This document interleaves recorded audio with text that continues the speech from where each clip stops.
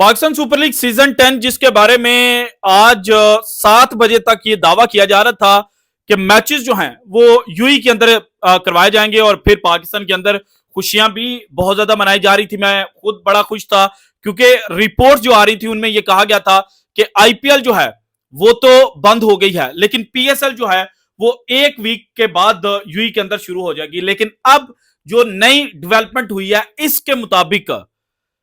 UAE के अंदर PSL नहीं होगी और पीएसएल गैर मुआयना मुद्दत के लिए मुलतवी की गई है। और दुबई के अंदर मैचेस क्यों नहीं करवाए गए, इसके ऊपर दो रिपोर्ट सामने आई हैं। एक तो एहसन इफ्तिखार नागी साहब जो हैं उन्होंने शेयर की है और कहा है कि जनाब लॉजिस्टिक मिसाइल जो हैं उनकी वजह से पीएसएल यूएई मूव नहीं कर रही और इसकी फर्दर डिटेल जो है वो मैं आगे चलकर शेयर करता हूं। लेकिन जो दूसरी रिपोर्ट है वो पाकिस्तान क्रिकेट फैंस के ऊपर बिजलियां गिराने वाली है और उसका डायरेक्ट लिंक जो है वो भारत के साथ जाकर निकल रहा है। So all in all PSL के मैचेस दुबई के अंदर क्यों नहीं करवाए जा रहे, इसके ऊपर डिटेल्स आज की वीडियो में मैंने आपके साथ शेयर करनी है। नंबर 2, आईपीएल के हवाले से एक नई खबर सामने आई है और Punjab Kings versus Delhi Capitals match जो धर्मशाला के अंदर चल रहा था हिमाचल प्रदेश में, और मैच जो है वो इनिशियली क्लेम किया गया कि जो जनाब लाइट्स हैं उनके बंद होने की वजह से और टेक्निकल फेलियर की वजह से थोड़ी देर के लिए रुका था, लेकिन बाद में सिग्निफिकेंट प्रॉब्लम का नाम देकर कहा गया कि ये मैच जो है वो अबैंडन हो गया है। लेकिन अब ये दावा किया जा रहा है कि ये मैच जो है ये दोबारा से शुरू होगा और अगर दोबारा से शुरू नहीं होता तो कम से कम जितने ओवर्स हो चुके थे वहां से मैच जो है वो दोबारा रिज्यूम जो है वो किया जाएगा। और इसके अलावा इंग्लिश क्रिकेट बोर्ड के हवाले से भी एक दावा जो है वो भारतीय मीडिया इस वक्त करता हुआ दिखाई दे रहा है। ये दावा क्या है और भारत को इससे क्या फायदा हो सकता है, इसके अलावा माइकल वॉन ने भी एक ट्वीट किया है और ये ट्वीट भी बड़ी मायनी खेज है आईपीएल और इंडियन क्रिकेट के लिए। सो इसके ऊपर भी जो डिटेल्स हैं वो मैंने आपके साथ शेयर करनी है। लेकिन सबसे पहले जनाब पाकिस्तान के टेस्ट क्रिकेटर आमिर जमाल जो हैं उन्होंने एक ट्वीट की और इस ट्वीट के रिप्लाई पर जनाब आदित्य जोशी, ये एक भारतीय जनाब पर्सनालिटी है, इन्होंने कहा, oh really the son of a cowardly mother, I think you forget 93,000 people surrender. वो 1971 वार का हवाला देते हुए कह रहे थे कि जनाब डरपोक मां के बच्चे 93,000 पाकिस्तानी फौजी जो हैं उन्होंने सरेंडर किया था और फिर आगे कारगिल वार का उन्होंने कहानी लिखी। हालांकि कारगिल वार की जब हकीकत सामने आएगी तो तब भी भारतीय जो हैं वो मुंह छुपाने पर मजबूर होंगे। सो आगे इन्होंने लिखा, your cricket is finished, all fixers are playing, just check some fixers are playing for your army too because we hit many targets, how many do you hit, are they false, are you saying, just ask your father, are they Hindu or not, whatever claim. मेरे comment section के अंदर भी इस तरह के claims जो हैं वो किए जाते हैं क्योंकि कहा जाता है कि घुमन जो है वो जनाब पैदाइशी तौर पर जो इनके फोर फादर्स थे वो मुस्लिम नहीं थे। सो एक कमेंट सेक्शन के अंदर जो गंद है वो किया जाता है। सो इसी तरह का गंद इन्होंने दिया, लेकिन जनाब आमिर जमाल को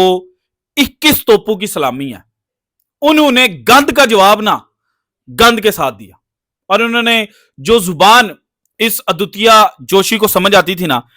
इसी में जाकर इनको बताया कि भाईजान तेरी औकात ही है। और इन्होंने रिप्लाई में लिखा, आई आस्क्ड माय फादर, मैंने अपने बाप से पूछा, he told me that you are that one sperm who won the race in 1971। मैंने अपने बाप से पूछा और उन्होंने मुझे बताया कि ये जो आदित्य जोशी है ना, ये 1971 में, आप सबको पता होगा कि जो अमले तौलीद होता है, जो जनाब एक बच्चा पैदा करने का अमल है, उसमें एक ही स्पर्म जीतता है मिलियंस ऑफ स्पर्म्स में से। तो इन्होंने कहा कि जनाब तू वो गंदी औलाद है जो 1971 में जीत गई थी। सो मैं जनाब इस लेवल के ऊपर जाना नहीं चाहता था, लेकिन चूंकि भारती ने जो एक गंद वाली बात जो है वो की और फिर जनाब 21 तोपों की इस्लामी आमिर जमाल को, जिन्होंने उनको ठीक ठाक आंसर जो है वो दिया और मिर्चें जनाब इस वक्त आदित्य जोशी जैसे जो लोग हैं उनको लगी हुई हैं। और इसके अलावा जो दावा किया जा रहा है आदित्य जोशी जैसे लोग, और कल रात को भी बल्कि मैंने अपने दूसरे चैनल के ऊपर मिडल ईस्ट फैक्ट्स जो है उसके ऊपर ये चीज शेयर की थी कि भारतीय इस वक्त प्रोपेगेंडे में बहुत आगे निकल चुके हैं, और जो पाकिस्तानी चैनल्स ब्लॉक किए गए थे इंडिया के अंदर, उसकी मेन रीजन भी ये थी कि जब हम फॉल्स प्रोपेगेंडा करेंगे, जब हम झूठ फैलाएंगे, तो फिर हमारी आवाम जो है उसको सच सुनने को ना मिले, उसको हकीकत ना मिले। और कल रात को तो जनाब ये जितने भी भारत के मिलिट्री एनालिस्ट हैं और मिलिट्री रिपोर्टर्स हैं, इन्होंने पाकिस्तान के सारे इलाके जो हैं वो फतह कर लिए थे। और फिर मार्कंडे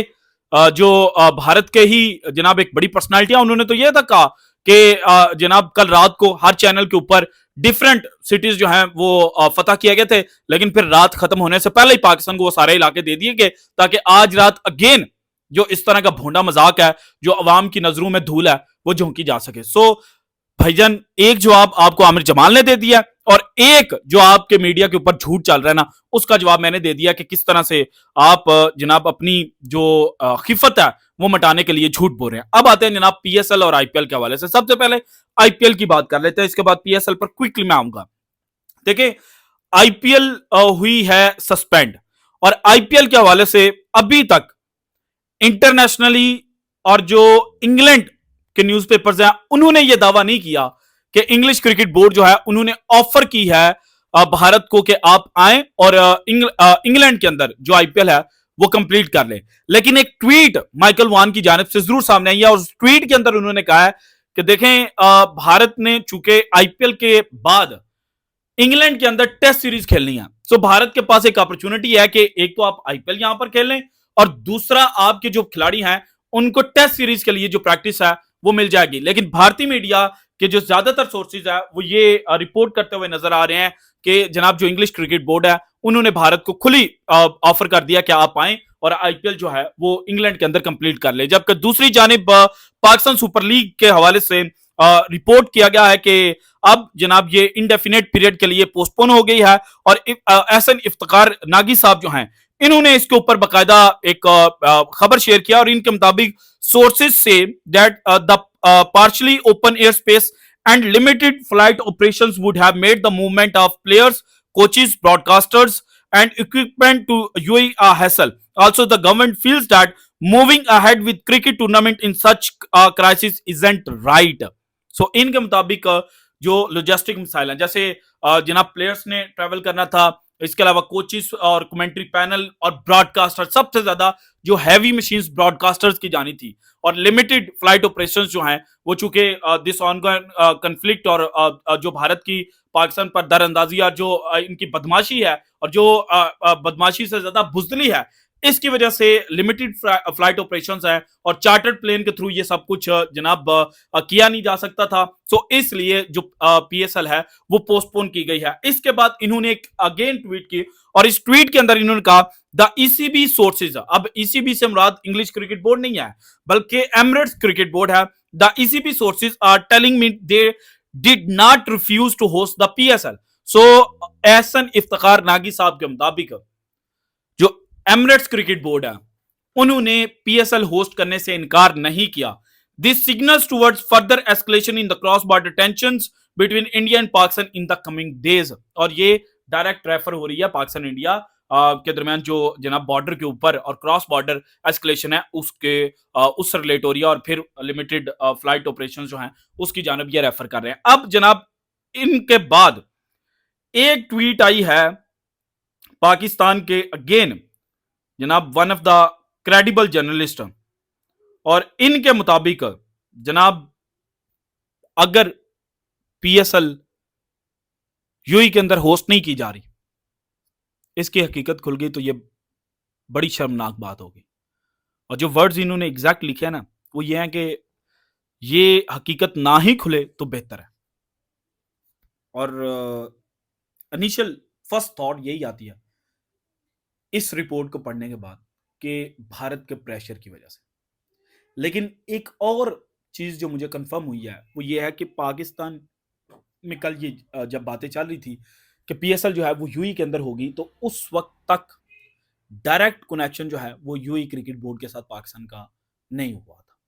पाकिस्तान ने बाद में जनाब कनेक्शन जो है और कम्युनिकेशन जो है वो करने की कोशिश की, लेकिन ये जो पार्शियली फ्लाइट ऑपरेशन है, यही मेन रीज़न इस वक़्त सामने आ रही है। अब जनाब आने वाले दिन ही बताएँगे कि हकीकत क्या थी, लेकिन this is it from today's episode. अगर आपको वीडियो पसंद है तो लाइक कीजिएगा, ज़्यादा से ज़्यादा शेयर कीजिएगा और अगर आपने अब तक चैनल को सब्सक्राइब नहीं किया तो कर दें। शुक्रिया, अल्लाह हाफ़िज़।